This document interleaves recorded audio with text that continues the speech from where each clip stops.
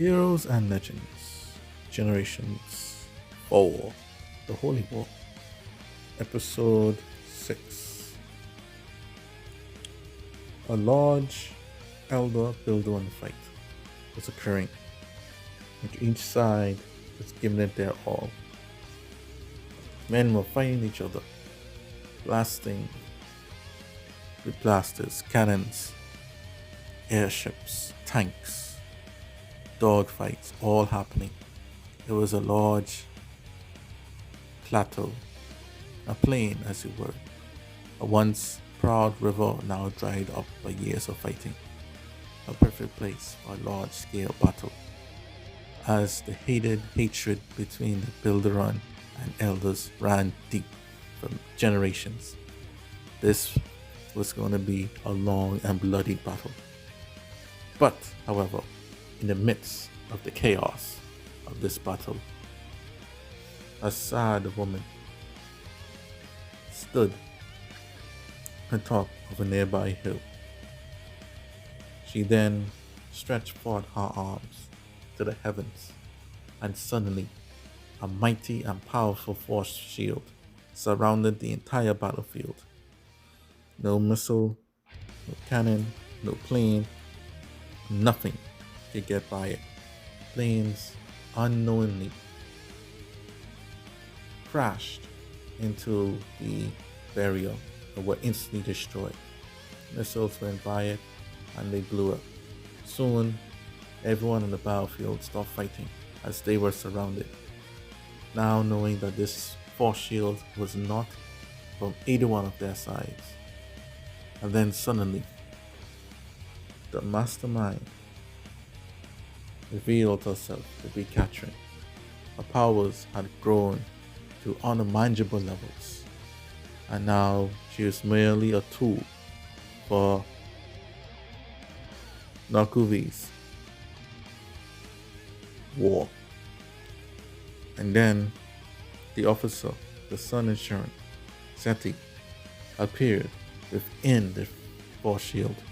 Her two orbs grew into a ridiculously gigantic size and began to fire laser beams upon the armies of the elders and Builderon. Frantic, scared, having nowhere to run and hide, the elders and Builderon were being massacred. Those with sense used their cannons, arrows, guns, knives, whatever they had, to fire back against Zeti. But Catherine shielded Zeti with an additional shield, and the attacks bounced off Zeti and went back at them. At the end, it was a massacre, and all was being slain. All Zeti could do was laugh and enjoy the slaughter, while Catherine, ever sad, a tear ran down her eyes. She did not want this suffering, but given the state that she was in and her circumstances, she regrettably had no choice. Elsewhere, the four great friends, the founders of the Builderon Empire, Akari, Thomas, Bethel, and Laura, were all at the dimensions together again, traveling and searching for something. It was there they found a cave in which, when they all entered, they resort back to their youthful prime days when they first started out, stunned that they stumbled onto a fountain of youth.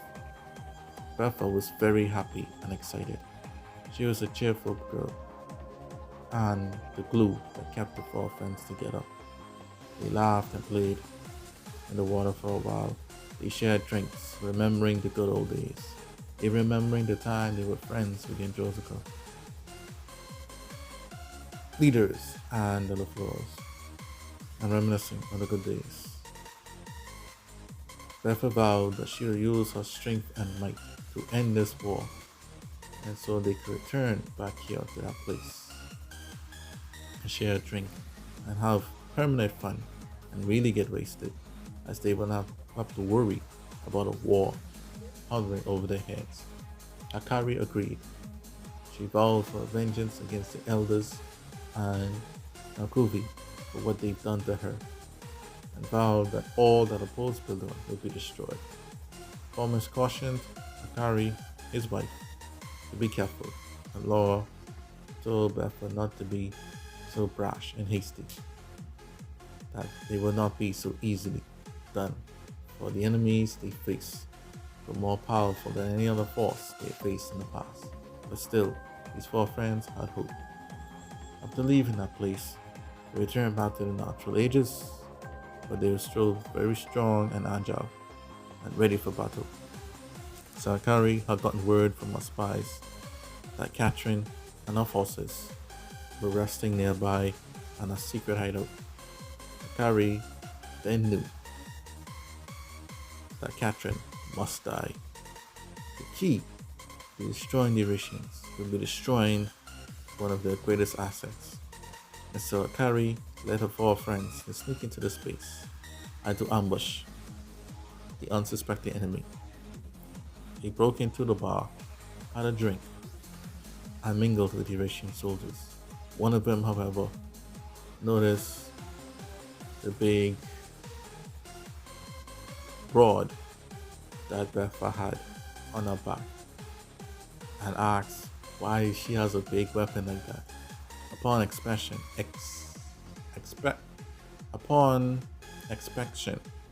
he noticed it had the symbol of Metallica, and then he knew that they were spies. Beffa then took out a weapon and smashed the head in of that officer. Then they all revealed themselves. Suddenly, the room was quiet. Pure shock. Is the lightning better? No, it can't be. The four great friends of Bilderant are here. With Bilderant leadership. Ah!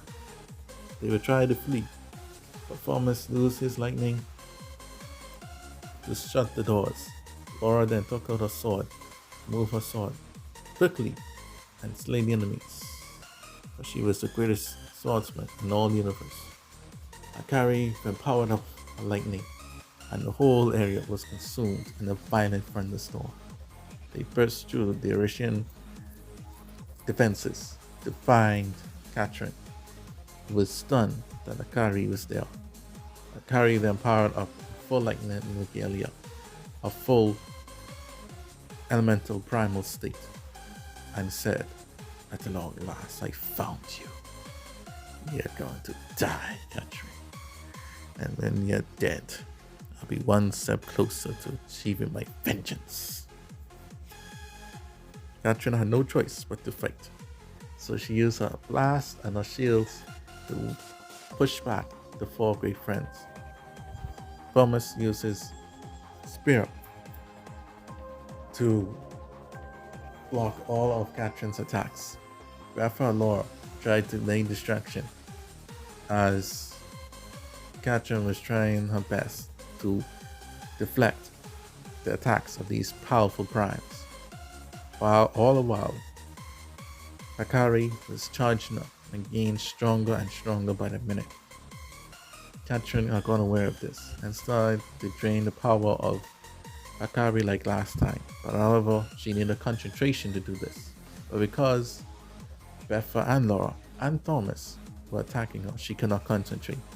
This might be the very end of Catherine. Akari was ready for ultimate lightning point attack. And then the thunder of 1,000 thunders, Catherine was struck by Akari. Her shield had failed her, and she was laid on the ground, helpless. The four friends were about to capture her, when suddenly a bright light appeared. It blinded them. They were not sure what was going on, but when their eyes were opened, Catherine was gone. Beffa had suspected that Olga, Catherine's supposed mother, according to their reports, must have came and used her light to save her daughter. Akari cursed their setback, as she was so close in killing one of the main people on our hit list in order to achieve her vengeance.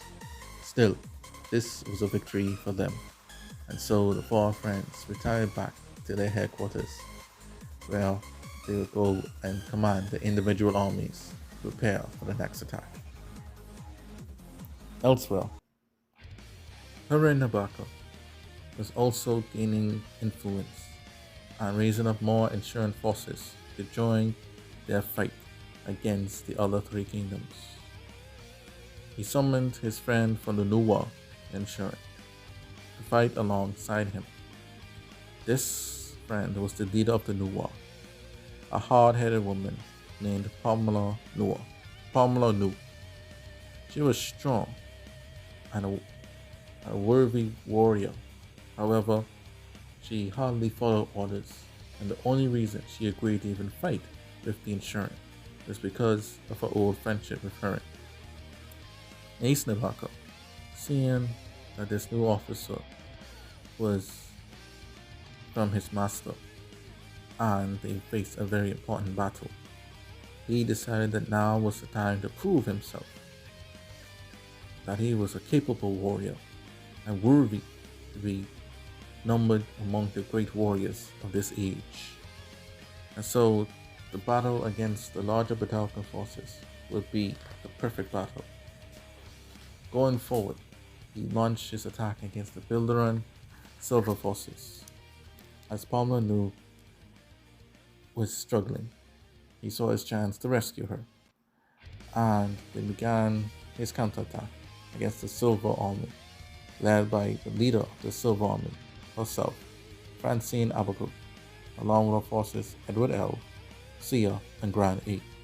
These young new recruits of Patelaka raced against the Nabaka forces. However, the combined powers of Pamela and Ace proved too much for the Silver forces. Despite the Silver having much larger numerical advantage, they were no match for a surprisingly good team.